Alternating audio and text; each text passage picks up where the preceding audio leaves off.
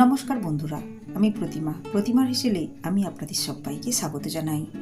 আজ আমি আপনাদেরকে তৈরি করে দেখাবো একটি পিঠের রেসিপি। আজ আমি বানাবো গুড় পিঠে বা পোয়া পিঠে। আর এই রেসিপিটি বানিয়ে নেওয়ার জন্য চাল ভেজানো ও বেটে নেওয়ার ঝামেলা ছাড়াই তৈরি করে দেখাবো। আসুন দেখে নেওয়া যাক রেসিপিটি কিভাবে বানাবো আমার আজকের এই ভিডিওটিতে। রেসিপিটি বানাবার জন্য একটা বড় পাত্রের মধ্যে নিয়ে নিলাম 1 বাটি শুকনো চালের গুঁড়ো। চালের গুঁড়োর মধ্যে দিয়ে দিলাম 1 চা চামচ পরিমাণ মৌরি, দিয়ে দিলাম পরিমাণ মতো লবণ। এখন সমস্ত উপকরণগুলো একটা চামচের সাহায্যে নাড়াচাড়া করে খুব ভালো করে মিশিয়ে নিতে হবে। বন্ধুরা, আমি এই শুকনো উপকরণের মধ্যে 2 টেবিল চামচ পরিমাণ ময়দা ও 1 টেবিল চামচ পরিমাণ সুজি মিশিয়ে নিয়েছি। এখন এই শুকনো উপকরণের মধ্যে পরিমাণ মতো খেজুরের গুড় দিয়ে খুব ভালো করে মিশিয়ে নিতে হবে। আমি এখানে প্রায় হাফ বাটি পরিমাণ খেজুরের গুড় ব্যবহার করেছি। আপনারা নিজের পছন্দ মতো মিষ্টির পরিমাণ বাড়িয়ে কিংবা কমিয়ে নিতে পারেন। অল্প অল্প জল দিয়ে একটা গাঢ় ব্যাটার তৈরি করে নিতে হবে। একবারে বেশি পরিমাণে জল দেবো না, অল্প অল্প জল দিয়ে ব্যাটার তৈরি করে নিতে হবে।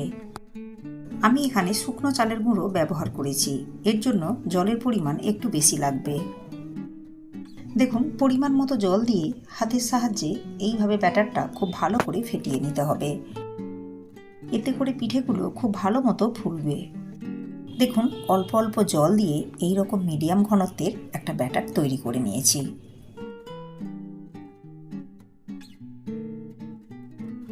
এরপর ব্যাটারটা নিয়ে নিচ্ছি একটা গ্লাসের মধ্যে। এতে করে ব্যাটারটা বারবার চামচের সাহায্যে তুলে কড়াইয়ের মধ্যে দিতে হবে না। পিঠেগুলো ভেজে নেওয়ার জন্য গ্যাস ওভেনে কড়াই বসিয়ে কড়াইয়ের মধ্যে দিয়ে দিলাম রাইস ব্র্যান অয়েল। পিঠেগুলো তৈরি করে নেওয়ার জন্য তেল হাই ফ্লেমে গরম করা যাবে না। মিডিয়াম ফ্লেমে তেল হালকা গরম করে নেওয়ার পর তেলের মধ্যে দিয়ে দিতে হবে পরিমাণ মতো ব্যাটার। এরপর পিঠেগুলো উল্টে পাল্টে লাল করে ভেজে নিতে হবে। দেখতেই পাচ্ছেন পিঠেটা খুব সহজেই ফুলে উঠেছে। এখন উল্টে দিতে হবে অন্য পিঠটি ভাজা হওয়ার জন্য। এভাবে উল্টে পাল্টে লাল করে ভেজে নিতে হবে। দেখুন, একটা পিঠে খুব ভালো মতো লাল করে ভেজে নিয়েছি। এখন তেল ছড়িয়ে উঠিয়ে নিতে হবে প্লেটের মধ্যে। এভাবেই সব পিঠেগুলো ভেজে নিতে হবে। আমার আজকের এই গুড় পিঠে বা পোয়া পিঠের রেসিপিটি আপনাদের ভালো লাগলে লাইক ও শেয়ার করবেন। রেসিপিটি ফেসবুক থেকে দেখলে পেজটিকে ফলো করে নেওয়ার অনুরোধ রইল। ইউটিউব থেকে দেখলে চ্যানেলটাকে সাবস্ক্রাইব করে পাশে থাকা বেল আইকনটি প্রেস করে নেওয়ার অনুরোধ রইল। এতে করে আমি চ্যানেলে যখনই কোনো নতুন ভিডিও আপলোড করব, সাথে সাথে নোটিফিকেশান পৌঁছে যাবে আপনার কাছে। দেখুন, সব পিঠেগুলোই তৈরি করে নিয়েছি।